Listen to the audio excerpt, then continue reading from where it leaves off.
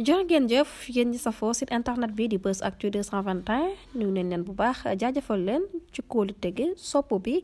ak topp bi nga xamante ne rek yi nag ñu koy topp bu leen fàttee abonné di bës cloche de notification yi ngir mën a am yeneen i info jaajëfal nañu leen bu baax ci ànd bi ak topp bi nga xamante ne rek nañu koy topp ci site internet bi di Buzz Actu 221 li gën a fës ci bopp xabar yi nag dañu koy rek chambre d'accusation kii di Ndella Madior Diouf nag ma nga ca Ndungu Sine foofa ca chambre d'accusation bi nga xamante ne rek daal dinay dëggal nag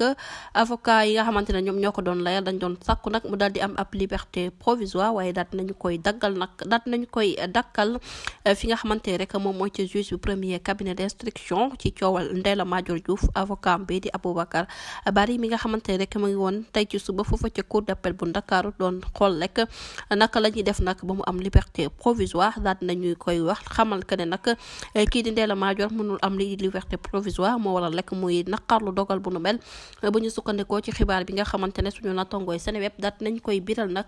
ak observation bi nga xamante ne def nañ ko ca avocat général dafa daal di lànk ba rëdd ci suuf ci requête bi nga xamante ne rek ñii di ay avocat am sàkk woon nañu ko jamono ji ñuy wax nag chambre d'accusation bi ci jëmmi boppam daal dinay topp démarche daal di dëggal nag li nga xamante ne rek moom mooy gàntal lii di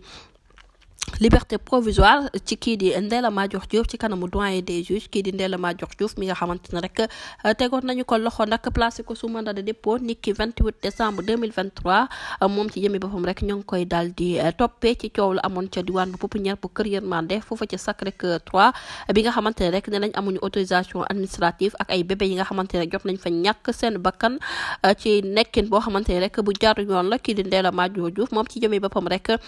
ku ca faatu rek dalay daal di suul te du am autorisation lañ koy daal di toppatee rek mooy nag daal di jël doomu aadama di leen traité naka sudul noonu ba noppi nag daal di jëfee médecine bi nga xamante ne rek amul ci benn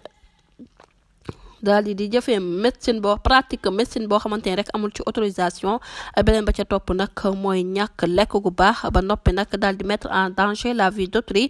non assistance à une personne en danger ñu ngi ko koy toppee moom ci jëmmi boppam rek bu ñu sukkandikoo nag